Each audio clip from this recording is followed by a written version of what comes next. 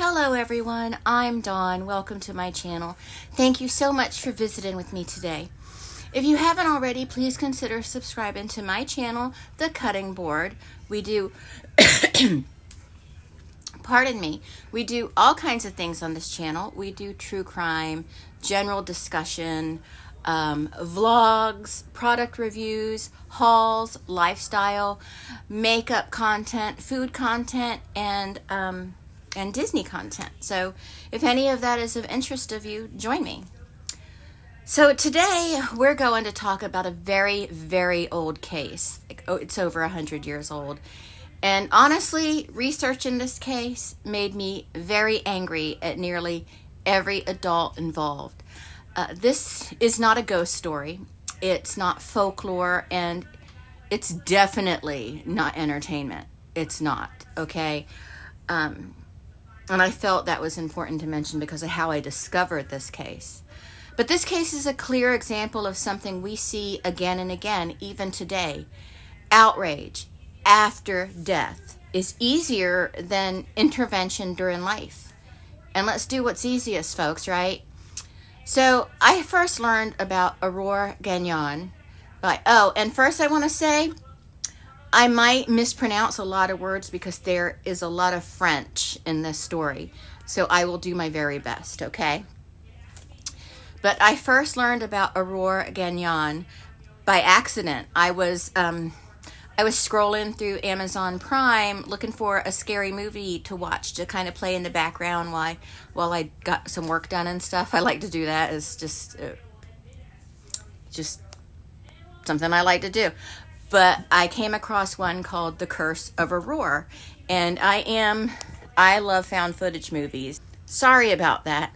I love found footage movies, so I thought, well, let's watch The Curse of Aurora, not knowing anything about the real story. And the movie was, it was fine for what it was. But, and correct me if I'm wrong and you saw this movie, but they were almost demonizing this little child and making her the bad guy in the movie. But then when I looked her up, I looked up Aurore Gagnon and found out she was a real child. She existed, and her story was not fodder for a low-budget found footage horror film. And this was not a haunting. This was not a found footage story. This was very real, and a child experienced this. Horror movies are supposed to have a fun element to them. And, there is something deeply distasteful, in my opinion, about taking a real child's real suffering and turning it into a quick film project. The problem wasn't fiction, okay? The problem was minimizing a real crime. I mean, they could have made the story without using a real child, I think. You know what I mean? And please don't tell me that was a very long time ago. I hate when people say something was a very long time ago. My response to that is, so what? So what if something was a long time ago? This was a young girl being her in plain sight over and over again. Her injuries were real and visible. Her suffering was real and visible. And her death was real. Because this case happened so long ago, it's easy to sweep it away, to ignore it, to forget about it. We're not going to do that today. We're not going to do that here. We're going to talk about who Aurore Gagnon was and what happened to her. And how so many people knew something was wrong and still did nothing. No one did anything for this little girl. Aurore Gagnon was born on May 31st, 1909 in Fortierville, Quebec. It was a small farming community relatively isolated at the time and close-knit. Large families, mostly Catholic, lived there. People knew each other. Everyone knew each other. And her parents were Marie Louise and Telesphore Gagnon. And they were married in September of 1906. Telesphore worked as a farmer, a logger, and wherever else work was needed, wherever he was needed, that's what he did.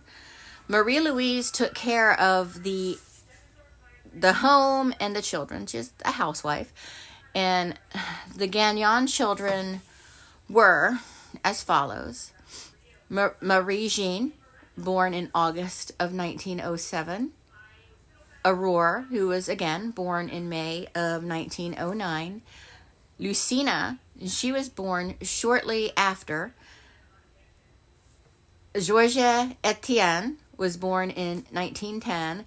And Joseph was born in 1915. In Aurore's early years, there is no record of neglect, no record of mistreatment whatsoever. Her very early childhood seemed to be pretty happy. Court records and historical documents describe her very early home life as stable and caring. In 1916, not long after Joseph was born, Marie Louise, their mom, became seriously ill and was hospitalized with tuberculosis. At the time, tuberculosis often meant long hospital stays. Families could be separated for months, sometimes even sometimes longer than that. While Marie Louise was hospitalized, Marie Anne Houd or Hood, I'm not sure how to pronounce that, moved into the Gagnon home. Now, she was the widow of a cousin of Telesphore. And she said she was there to help, to take care of the house, to take care of the children, to help Telesphore. She brought her own sons with her, Gerard and Henri Georges. I hope I pronounced that right. I'm sorry. I'm terrible with this. On November 6, 1917, 2-year-old Joseph was found dead in his bed. A coroner ruled his death natural. On January 23, 1918, Marie Louise died from her illness at the Beauport Asylum. Within a week of her death, Telesphore married Marianne Hood in a private ceremony, which was a bad idea. For several months afterward, the children were sent to live with their grandparents in a neighboring community. Now, in the summer of 1919, they returned to their father's home. And that's when things changed. That's when things started changing. After the children came home, Aurore began to be singled out. For some reason, she was the one that was singled out. She was struck repeatedly with pieces of wood, with leather straps, with a whip, with an axe, with an axe handle, not the whole axe, with a thing of wood with nails sticking out of it. She was burned with a red-hot poker and with a curling iron. Her wounds were allowed to become infected. Some were deliberately reopened before they could heal properly. She was forced to eat bread spread with lye at least once, and she was urged to drink detergent. by the stepmom, by the way. There were attempts to poison her, obviously. In September of 1919, Aurore was hospitalized at the Hôtel de Quebec for more than a month. She was there for more than a month. I believe it was, she had a severe leg infection caused by being branded with a metal poker. Yeah. Doctors warned that her condition was serious. When she was released, she was sent back to the same horrible household. And what had been happening continued. The mistreatment continued, because I can't say that A word. On February 12th, 1920, a doctor was called to the Gagnon home. He found Aurore in a coma. Her body was covered in wounds, 54 in total, which in hindsight may not seem like a whole lot compared to some of the cases we hear about today. But bear in mind, she was also starved, and she was very small. Very small. So 54 wounds across a small body. Just imagine that. And she did not survive the night. 2 days later, Marie Ann Hood and Telesphore Gagnon were arrested. Now, here's where people like to say everyone was shocked. Everyone was shocked. They weren't. No one was shocked. Neighbors had noticed injuries far before her death. Medical professionals had seen wounds that did not match the explanations given. A justice of the peace had been involved. The parish priest was aware that something was wrong. Now, regarding that priest, there was rumors. Maybe it's misinformation. I'm just going to tell you. I don't have no evidence of this, but there was rumors that the stepmom was offering the priest certain types of favors for him to keep his mouth shut about what was happening to Aurore. There's no real hard evidence of that. It's just something that had been said, something that had been mentioned. I mean, somebody was doing something to keep these people from talking, I guess. Or it was just a matter of, that's a private matter. See, this is what I mean when people, when I say everyone wants a village, but no one wants to be a villager. Aurore herself had been questioned multiple times, but she had been warned. She had been threatened. She'd been told what would happen if she spoke, what would happen if she told the truth about what was happening to her. So she didn't. She was a child. And that wasn't a failure on her part. That was a child doing what children do when adults hold all the power. And she's scared. She's wondering how much worse it can get. And just days before Aurore died, a concerned citizen from the community went directly to Quebec City. He went to the Crown and he told them what he knew and what he believed was happening. He told them he feared for Aurore's life. Finally, someone spoke up. The response was not urgency. It wasn't. He was told to go home, gather information himself, and take personal responsibility for filing a complaint. That's what he was told to do for a child that was undergoing this horrible, horrible, horrible treatment. Only then the Crown said they would consider intervening. He asked for police. He asked for help. Nothing was done. No officer was sent. No visit was made. No protection was put in place for Aurore.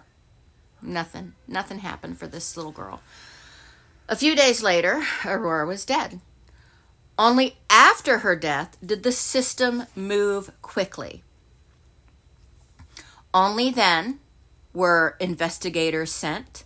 Only then was a coroner assigned. Well, a coroner is not going to be assigned until after death, but you know what I'm saying. Only then was an autopsy performed. Again, an autopsy can't be performed on a live person, so that's when the autopsy would be performed. Only then were arrests made. That pattern is important because intervention during life was treated as optional. Optional. Intervention after death was treated as urgency. This was not a failure of one person.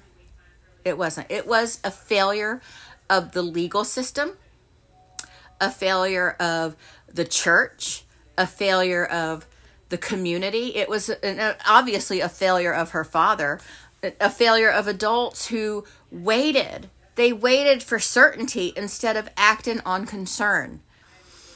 After her death, after Aurora's death, she became something else. She became Aurore, the child martyr.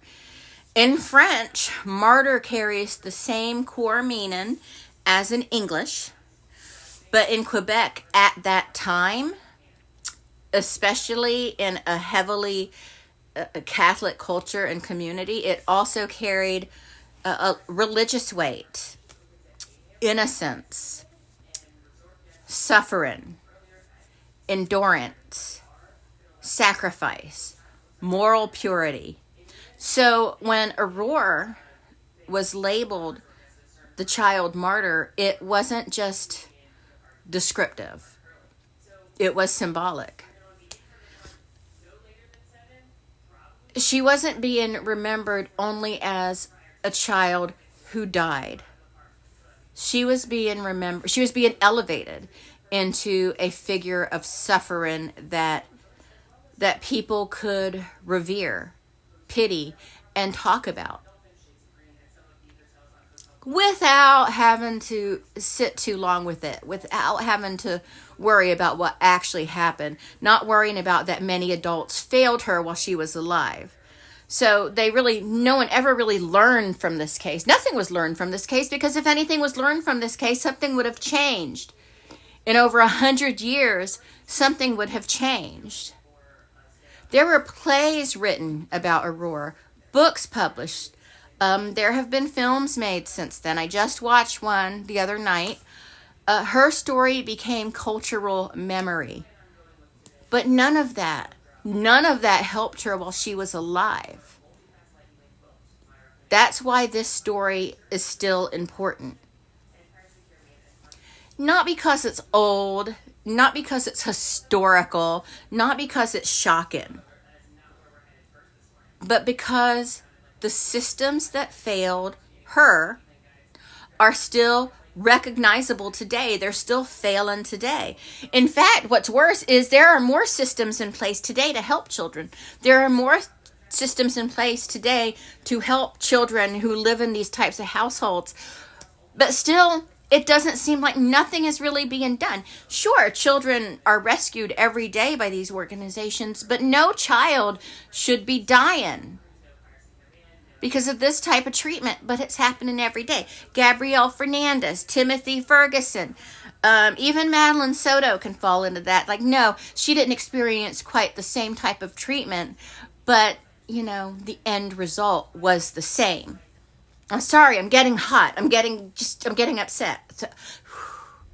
So that's the part we're not allowed to forget. We should never forget. We can't forget it because children, are still dying today because of violence in the home that is oftentimes known or at least suspected.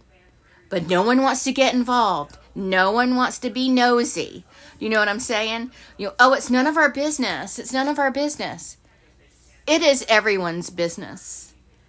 It is everyone's business. People are like, Kathy down the street is so nosy for reporting the Mackelsons for mistreating their kid, and then the kid is taken.